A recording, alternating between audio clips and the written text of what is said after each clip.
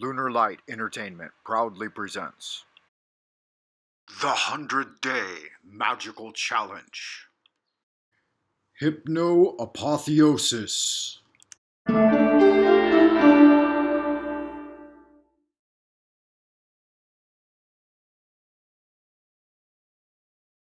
Yeah. Levels of trance. Okay, we can talk about different kinds of trance. First of all, we can split it into several different groups, and you probably recognize all of them. Number one, there's something called uptime trance, which is when you're playing tennis, or if you are playing a video game or something else. Your focus is outside of your body, but the focus is such that it's to the exclusion of other things. You know, the top, like Tiger Woods, for example, famous example of somebody who was practicing hypnosis and self-hypnosis from the age of 14. And as he plays a round of golf, he's basically in trance, you know, and many tennis players as well. You can see the way they're behaving, hardly, you know, reacting to the audience or anything, just in the game.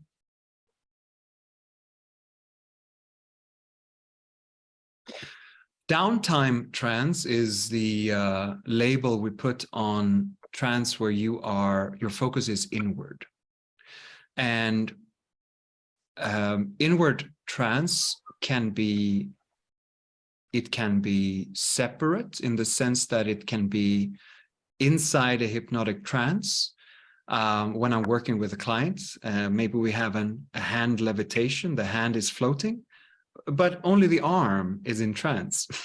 You know, it's actually quite remarkable. People sometimes are, hold on, what's going on here?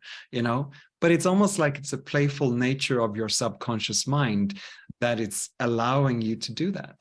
If we do automatic writing, the hand is writing, but the rest of you are having a normal conversation. There are other kinds of trance as well. We have highway hypnosis. You drive a car for long stretches of time. You arrive, you don't know how you got there. But while you were driving safely and everything. But you just drop off out of awareness. Watch TV, something similar happens as well. Watch a movie, that you just drop into a trance. I find that or painting is a beautiful trance as well. You're being creative. You're allowing creativity to flow, and everything else disappears, right? You play the flute, I play the guitar. Music as well has a way of putting you into a trance state as well. It's very, very common. We drop in and out of trance, you know, maybe 20 to 50 times a day without being aware of it. Doing something, brushing your teeth, for example, you know, you don't think about it. It's just something that you do by rote, you know.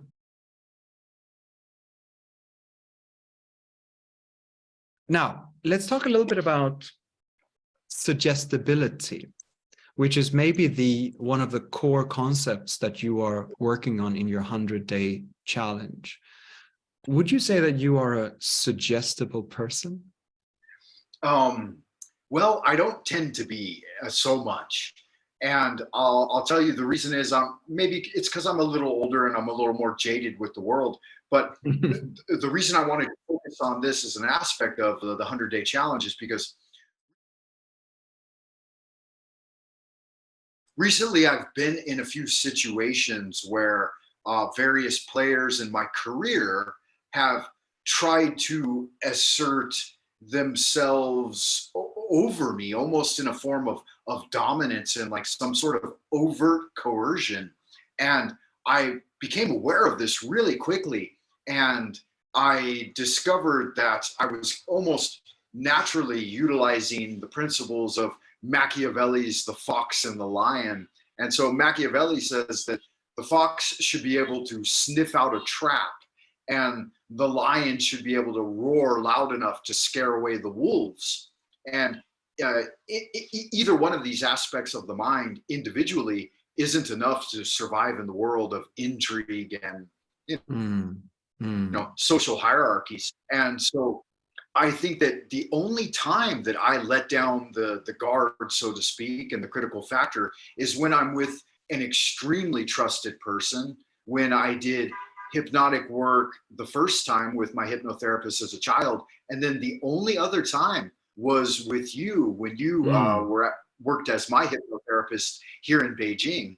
mm, I believe we worked together for a couple of years, and it took about, if you remember, it took me about 2 or 3 months to become comfortable enough with the therapy to let my mm, guard down and start to mm, become allow myself to be suggestible and open to mm, positive suggestions. mm, So yeah, I have kind of I spent a lot of time growing up in Los Angeles building a wall around myself, to mm, defend mm, against people that might prey upon you. mm, mm. Yeah. Now, one thing to that I react on what you're saying here, and one thing that I want to highlight is that there are many people who are trying to suggest things to you daily, advertising on TV and people around you who put you into a role. They say like, okay, this is who you are, then of course this is what you're going to do. And then if you are not aware of people trying to, oh, that's very helpful, you might think, but they have their own reasons for pushing you in a certain direction. And if you are not careful, or if you don't have your own goals, if you are waiting for suggestions and you are a bit passive, you might be guided into situations that might be beneficial to you, but also maybe not. Maybe you are what Robert Anton Wilson calls a useful idiot. Like you are running somebody else's errand. One thing I want to highlight is that if you don't know what hypnosis is, if you don't recognize it, then you won't know when it's being used on you. So there are a few different basic suggestions.